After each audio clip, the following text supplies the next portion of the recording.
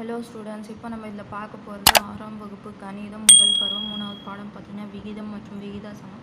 பயிற்சி 3.4 மேற்சிந்தனை கணக்குகளில் 9வது 10வது கொஸ்டினுக்கு ஆன்சர் பார்க்கலாம்.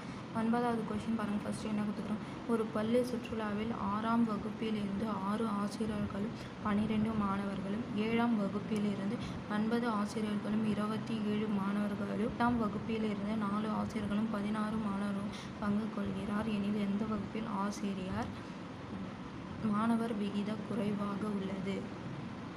அப்போது நம்ம ஃபஸ்ட்டு சுற்றுலா சென்ற ஆசிரியர் மாணவர் விகிதம் பார்த்திங்கன்னா ஃபஸ்ட்டு 6ஆம் வகுப்பில், அப்போது 6ஆம்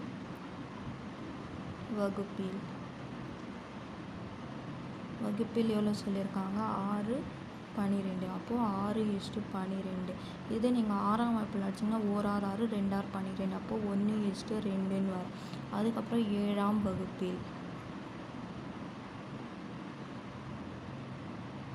வகுப்பில் பார்த்திங்கன்னா 9 27. அப்போது 9:27.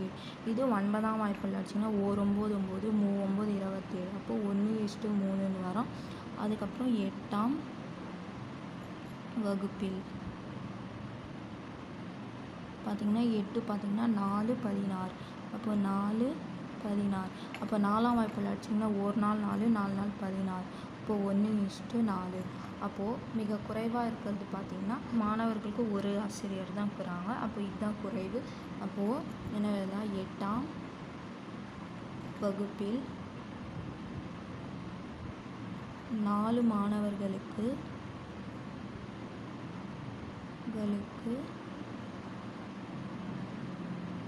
ஒரு ஆசிரியரே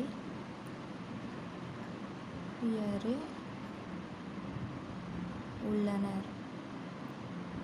ஆகவே 8ஆம் வகுப்பு ஆசிரியர் மாணவர் விகிதம் குறைவாக உள்ளது.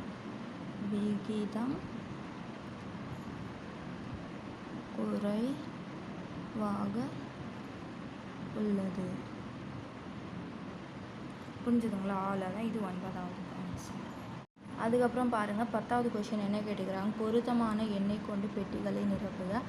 6 இதுவும் காலி இது கொடுத்துக்கிறாங்க. அப்போ இது 2 பெருக்கிட்டு என்ன ஆன்சர் வருதோ அது இது 2த்துல பெருக்கி போகணும். புரிஞ்சுதுங்களா? அப்போ கோடி உறுப்புகளின் பெருக்கல் பலன், கோடி உறுப்புகளின்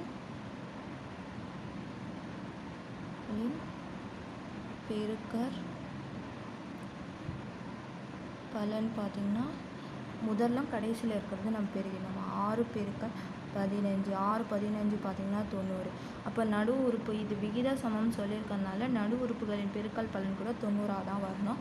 அப்போது therefore நடு உறுப்புகளின் பெருக்கற் பலன் பார்த்திங்கன்னா 90 தான் வரணும். அப்போ 90 வரணும்னா நீங்கள் பெருக்குனிங்கன்னா 90 வர ஆன்சர் மாதிரி நீங்கள் நம்பர்ஸ் எழுதலாம். பாருங்கள், therefore இரு எண்கள்னால் பெருக்குனிங்கன்னா உங்களுக்கு 90 வரணும். அப்போ 1 பெருக்கல் 90னா 90 வரும். அதுக்கப்புறம் 2 பெருக்கல் 45னா கூட 90 வரும். 3 பெருக்கல் 30னா கூட 90 வரும். 5 பெருக்கல் 18னா கூட 90 வரும். 6 பெருக்கல் 15னாலும் 90 தான். 9 பெருக்கல் 10னா கூட 90 தான். அப்போ இந்த நம்பர்ஸில் எந்த நம்பர் கூட அந்த கட்டத்தில் இருக்கலாம்னு சொல்கிறாங்க. அப்போது therefore பெட்டிகளை நிரப்பும் வெவ்வேறு விடைகள்